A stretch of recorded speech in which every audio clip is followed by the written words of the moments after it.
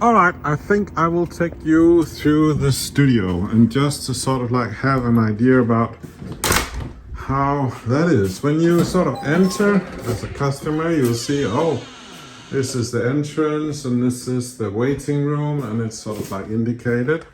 And then there is a toilet and a waiting area. And then you sort of like go into the studio, and here it's nice and warm. And my wife is hanging up there, welcoming people with a big smile. Anyway, people sit down or they go to the counter and have a initial chat with me, and where I show them examples of work which we can do.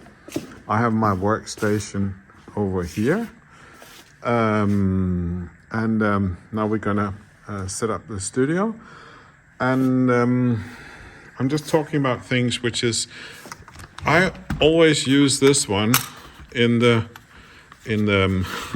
inside, and you might wonder why I do that. It's sort of like to not have sun go in, but I use it in the studio. Why is that? Because I'm a little bit clumsy at times. And this one is so smart, it protects my lens. And this is my favorite lens. So that's what, it's just a small thing. Kids like this one a lot, the big ball. And they like this big teddy bear. So that's also just me rambling. And what I use is usually 4 lamps.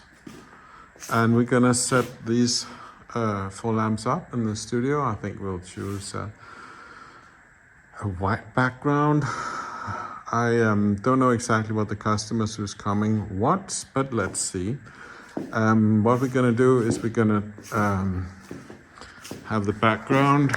I'll just put it down, and then I'm gonna point out the lamps we're gonna use. I'm using this thing here to get it down. And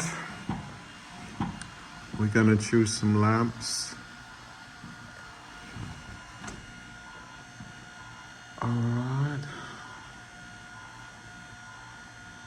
I'm actually just gonna let it stay there for the moment on the floor, because no need to walk. I mean, I have indoor shoes on, so I'm not walking and making it dirty, but yeah.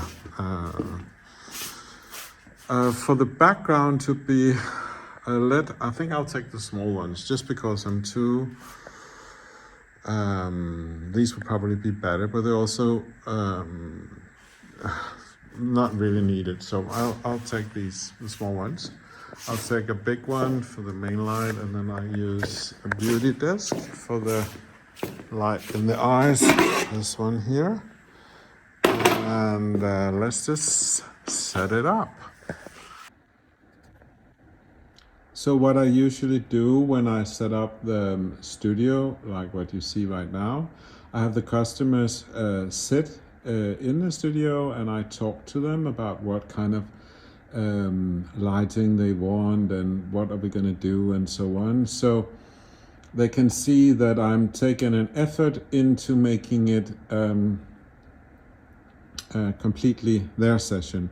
If the equipment is already set up and I just need to change it, then I will change it to whatever they want. If they want a black background, or they want to go high or low or whatever. So basically we have a chat, and it's not completely boring to watch. It takes a few minutes, 8 minutes or so to set up the studio, maybe 10 minutes. And in that time, they sort of like relax and prepare themselves mentally for this, and they sort of like arrive. It's actually a very good thing to have the customer sort of like come in and hang a bit before you start shooting, because it will sort of like keep them, get them to a point where they're more relaxed. Also with the kids, they can sense that this is an interesting place and it's not dangerous. And I would usually have some nice music playing in the background, and so it's a very nice and homely atmosphere when they come in, and we progress towards the actual shooting. So I'll just walk you through the different lights. This is supposed to give a little bit of a light in the eyes and actually sort of be on the face. This is supposed to take the rest and sort of like a good filling of light everywhere. This is supposed to go on the background. I suppose let's say we have some people standing here and they have lifted up their arms, so they're holding their kids. And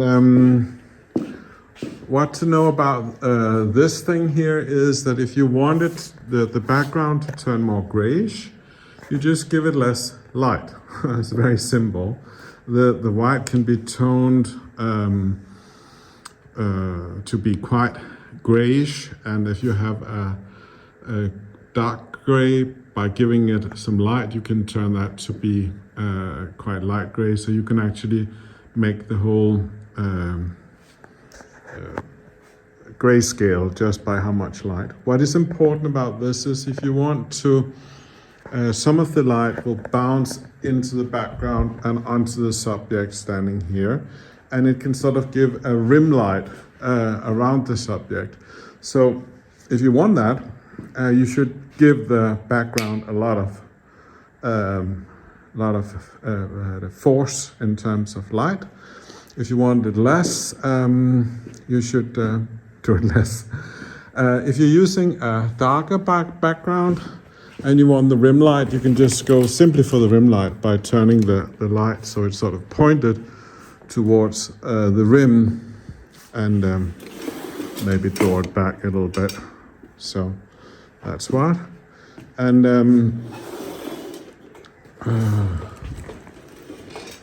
so I think we are sort of ready.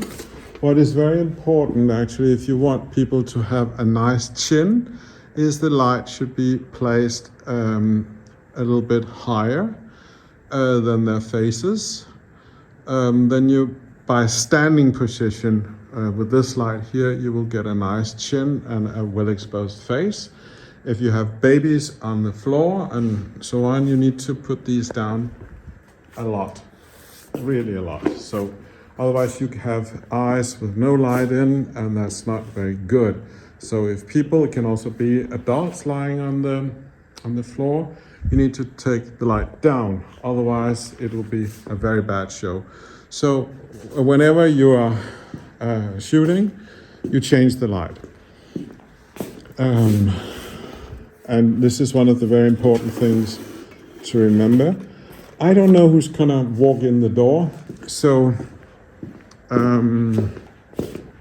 don't know if I'm gonna be doing something like this or something like, and then it should change. That would be perfect. It changes every 30 seconds. I should just have a cup of coffee now and be ready for the customers who are gonna show up. And then I'll see you later.